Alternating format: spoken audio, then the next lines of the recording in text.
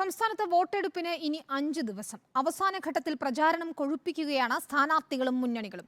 താരപ്രചാരകരായി Sitaram യെച്ചൂരിയും P ചിദംബരവും K അണ്ണാമലയും ഇന്ന് വിവിധ വേദികളിൽ പങ്കെടുത്തു. ഒരു മാസത്തിലേറെ നീണ്ട കാടിളക്കിയുള്ള പ്രചരണത്തിന് പിന്നാലെ കേരളം വെള്ളിയാഴ്ച പോളിംഗ് ബൂത്തിലേക്ക് നീങ്ങുകയാണ്. 5 ദിവസം മാത്രമാണ് വോട്ടെടുപ്പിനുള്ളത്. പരസ്യപ്രചരണം അവസാനിക്കാൻ 3 ദിവസം മാത്രം ശേഷിക്കെ താരപ്രചാരകരെ കളത്തിലിറക്കി തെരഞ്ഞെടുപ്പ് രംഗം കൊഴുപ്പിക്കുകയാണ് മുന്നണികൾ. കഴിഞ്ഞ ലോക്സഭാ തെരഞ്ഞെടുപ്പിലെ മുന്നേറ്റത്തിൽ കുറഞ്ഞതൊന്നും UDF സ്വപ്നം കാണുന്നില്ല.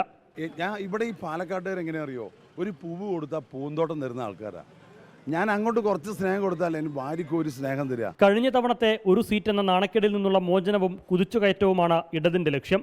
101% വിജയം ഉറപ്പാണ്.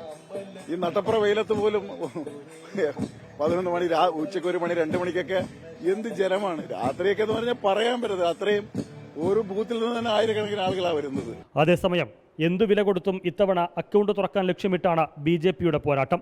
പ്രചരണത്തിന്റെ അവസാനഘട്ടം കൊഴുപ്പിക്കുമ്പോഴും അടിയൊഴുക്കുകളിൽ ആശങ്കയുണ്ട് മുന്നണികൾക്കും സ്ഥാനാർത്ഥികൾക്കും. ഇന്ന് രാവിലെ എനിക്ക് ലെറ്റർ വന്നിട്ടുണ്ട് നരേന്ദ്രമോദിജിന്റെ ഭാഗത്ത്.